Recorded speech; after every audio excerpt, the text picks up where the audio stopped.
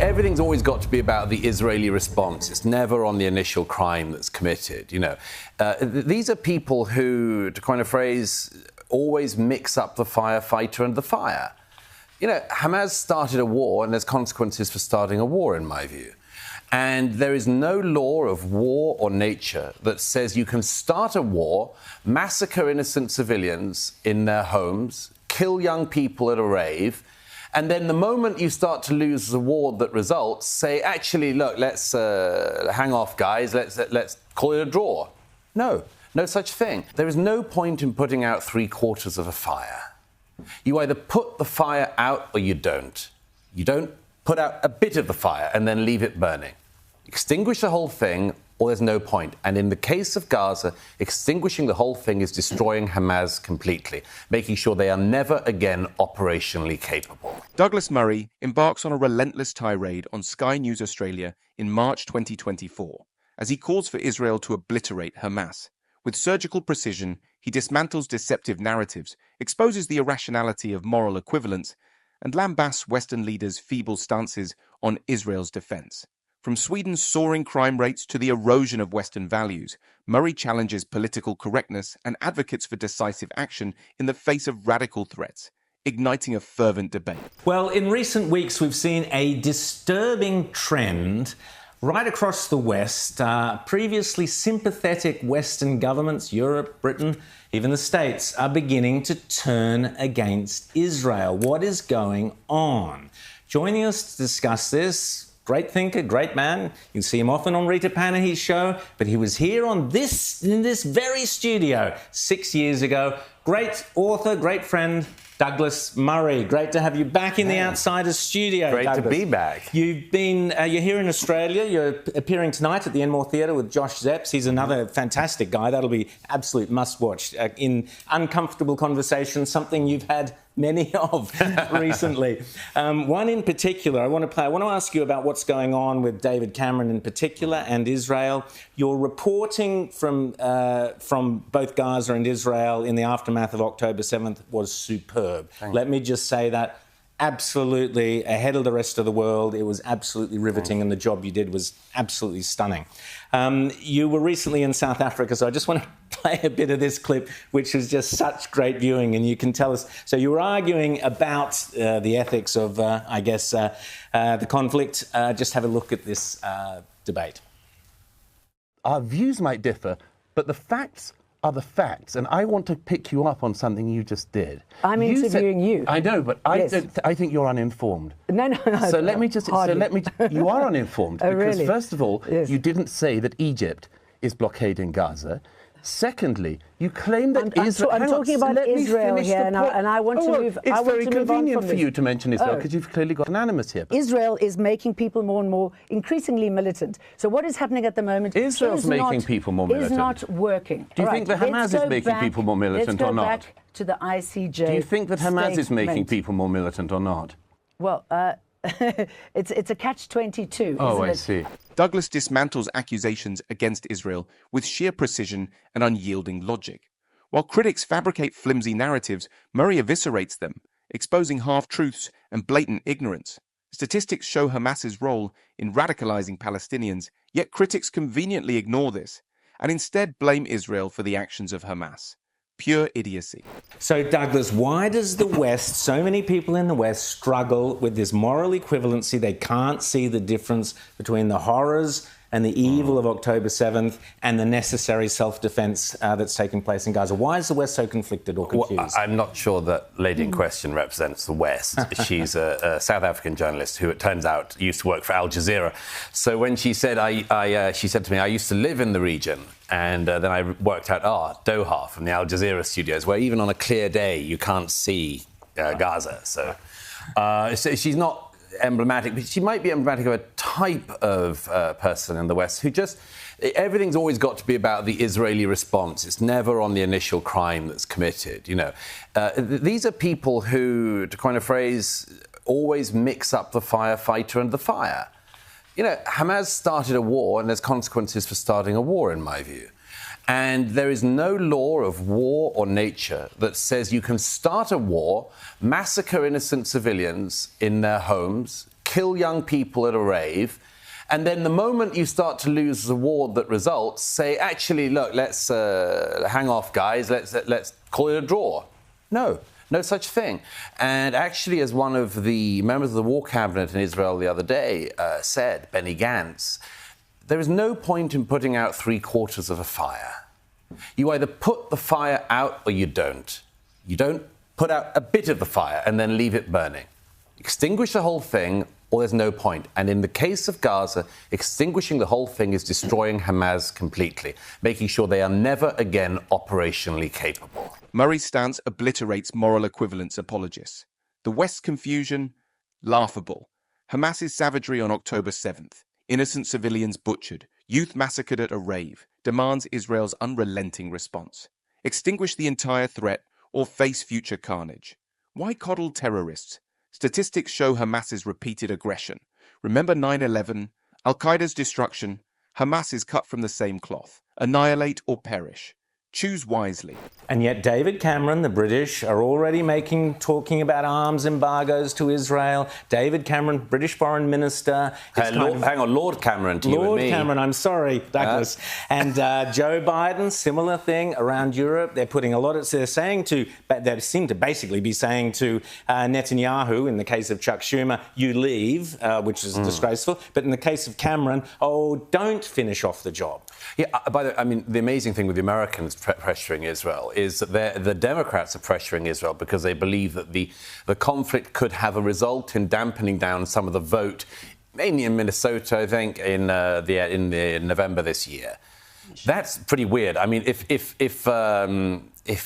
I don't know, America was at war, and, this country, Australia, is a great ally of America. But if your government were to call up the Americans and say, now, look, I know you've got a war on and you're defending your people and everything like that, but our polling's not great in Adelaide, so would you mind stopping?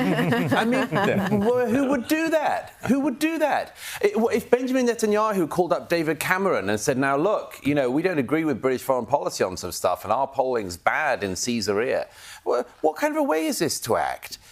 So the first thing is, the Americans are doing it for some rather cynical and short-term domestic political reasons. But the David Cameron one, I mean, Lord Cameron, sorry. The Lord Cameron one is very, very strange. He has, I have to say, always had a pretty negative attitude towards Israel, in my view. In 2006, when he was Conservative Party leader, he said Gaza was a concentration camp. I mean, it's obscene, absolutely obscene. What concentration camp has beach resorts and free trade and workers coming in and out to work in neighboring? Anyhow, look, I thought at the time, OK, he's an ignoramus. He'll learn, he'll grow up. It turns out that, we're in this situation now. He's been brought back as foreign minister by Rishi Sunak, who needs some stabilizers on his rather unstable tricycle. and here he is saying all these things to Israel about how it should behave. And I have a pretty straightforward one to this, which is I want to hear not very much from a British foreign secretary giving advice to Israel, as long as the Foreign Office in Britain continues to have utterly insane views towards Israel. And I'll give you one very quickly if I can. The Golan Heights, as you know, strategically incredibly important, captured by Israel 50 years ago, part of Israel, one of the most beautiful bits and one of the most advantageous bits for any enemy of Israel to be on. The official government policy of Britain is that is occupied territory. Now, look, the only person you could give the Golan Heights to is Bashar al-Assad, who's killed about 700,000 Muslims in Syria in the last decade. I mean, it's true that maybe he needs a little bit more ground, in his view, to kill people on. But the idea the British Foreign Secretary holds to a view that the Golan Heights should be given to the Assad regime of Syria is, in my view, insane. And until the British Foreign Office sorts out things like that, I treat all the advice they give with more than a pinch of salt. Murray obliterates hypocritical Western leaders. Their audacity to dictate Israel's defense is appalling. Biden's poll-driven politics and Cameron's ignorant concentration camp comments are despicable. How dare they prioritize votes over Israeli lives? The UK's stance on Golan Heights is lunacy. Giving strategic territory to a mass murderer like Assad? Preposterous. Isn't it time we expose these politicians' dangerous incompetence? Ask yourself, who benefits? I'm interested in your views on what's happening in Australia. You wrote recently about Sweden, their left-wing government having mass migration and having all sorts of unintended consequences, going from this peaceful paradise to a country now. I think Sweden's the second most bombed country that is not at war. They've got bombs going off all over the place. And we've got a left-wing government in now. We've just had more than 500,000 net migrants come in a year. It's an incredible surge to previous years. What do we need to be mindful of, and what lessons are there from Sweden, which really had an open border policy different to what we've seen in Australia? Yes, no, it's amazing, Rita. I mean, as you say, this is in 2015, the Swedes opened their borders. They said it's incredibly important to be open-hearted and generous to the world and so on. But what they did was, as we just heard in the previous segment, they did what a lot of governments have been doing. You effectively punish people who come to our countries legally. You punish them and you incentivize people who break the rules and come illegally. And that's happening everywhere, from Sweden to America to Britain and Australia. It's an astonishing mistake. But yes, I mean, as Rita says, you have this crazy situation. Like Sweden, do you remember the old days?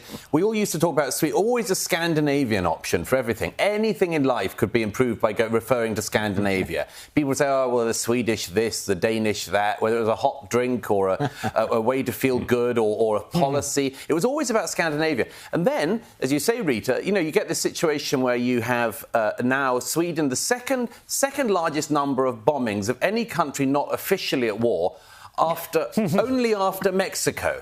Only after Mexico. And if I'd have said to you 10 years ago, what do you think about when you think about Sweden? Like me, you'd have probably said, well, I know, hot drinks, overpriced food, but nice people, or rather cold. You wouldn't have said, oh, grenade attacks.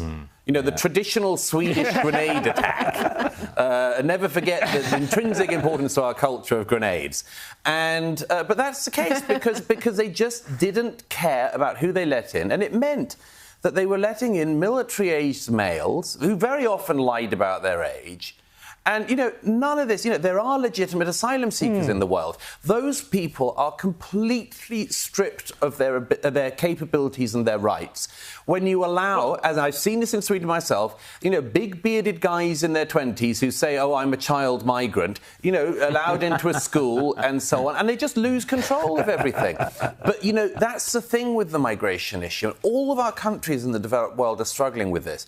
There are millions upon millions of people in the world who want to come to relatively safe, liberal, democratic countries like this one, like Britain, like America, and like European countries.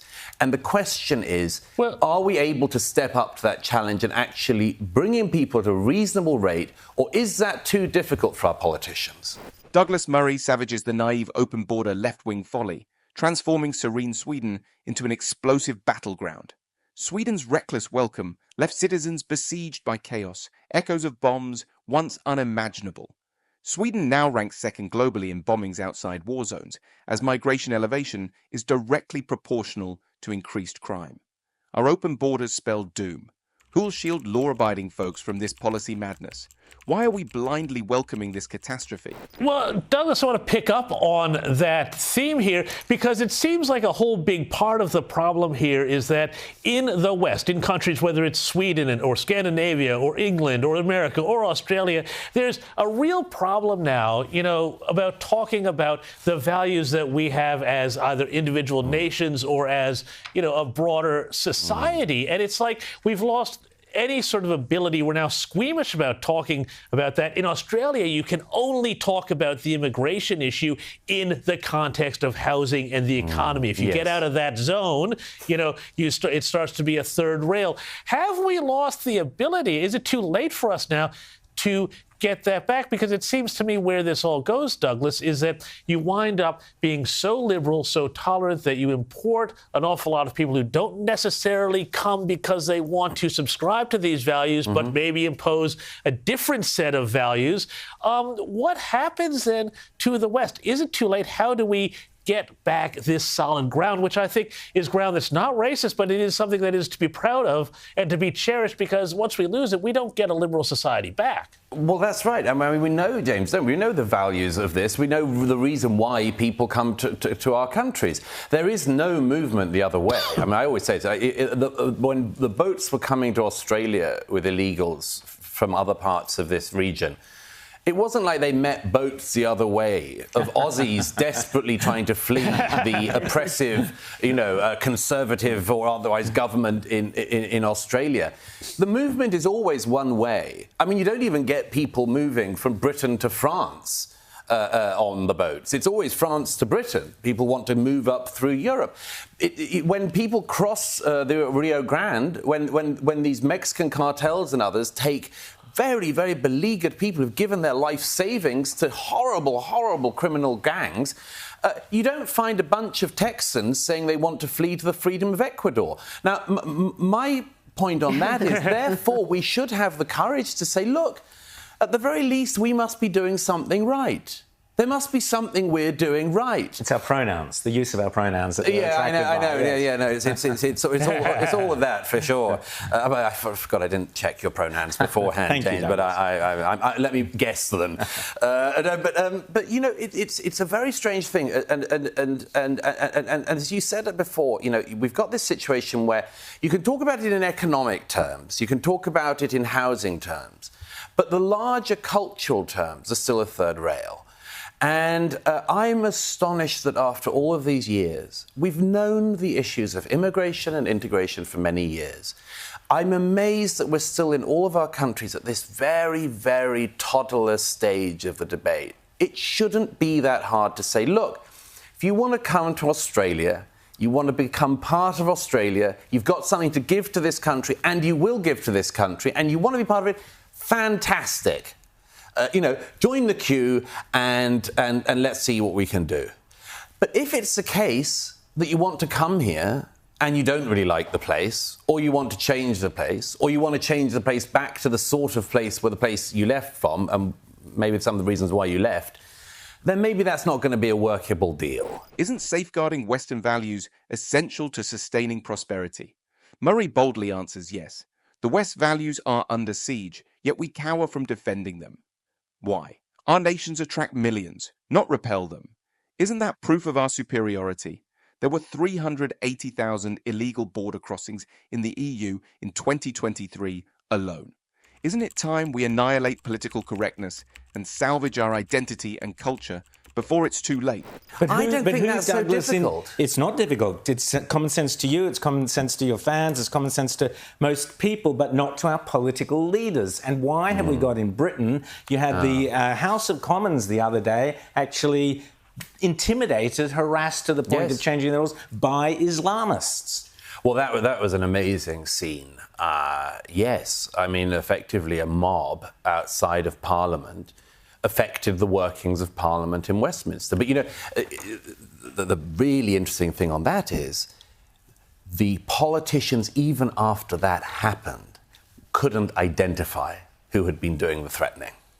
They couldn't identify it. They talk about it, all of our politicians do that, they talk about these amorphous things like, we must stand against hate. Okay, and then what? And who? Get specific. Who were the group outside Parliament? Who was it projecting slogans onto Big Ben whilst the democracy is at work and our representatives are meant to be voting? Who is it that our representatives feel a threat from? And this can go wrong really fast if you don't identify it. I mean, our politicians should be frank. Are they feeling terrible threats and changes to their voting processes because of people from Wales? Or is it people who is it the people who live and work in Chinatown? Is that a place that members of Parliament shouldn't go? Let's be specific about it.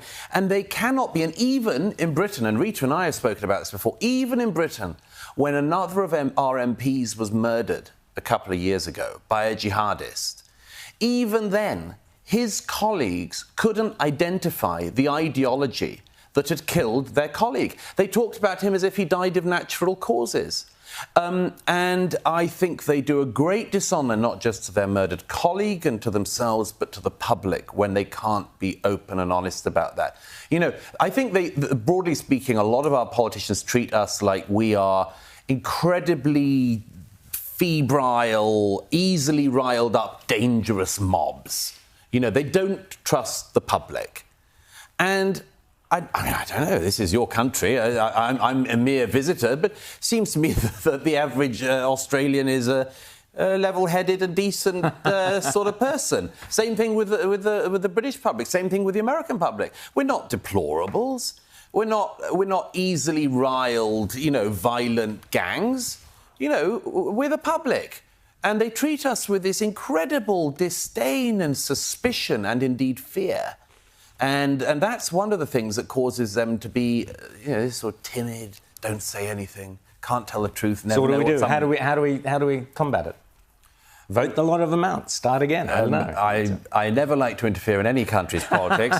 I always just say, you know... Donald Trump has this week. He's interfered now. He's made some comments. Yeah, so you can as well. You can as well. Yeah, there are all sorts of problems with following that precedent. I said precedent, not president. But look, I always just say, vote wisely and carefully, because wow, does it have repercussions. 100%. Douglas Murray, always great to chat to you. Murray's razor-sharp analysis obliterates political cowardice. Our gutless leaders cower before Islamist mobs, refusing to name the threat. Why? Are they terrified of Welsh pensioners or Chinatown residents? No, it's radical Islam. Remember David Amos, murdered by a jihadist? His colleagues act like he died of old age. Isn't it time we demanded honesty from our representatives? Must society remain subjected to nonchalance? From eviscerating misleading narratives about Israel to denouncing Western leaders' weak policies, Douglas Murray has sparked an intense debate. What's your take on his call to obliterate Hamas and to preserve Western values? Too extreme or necessary? Like, subscribe, and share your thoughts below. Let's keep this critical conversation alive.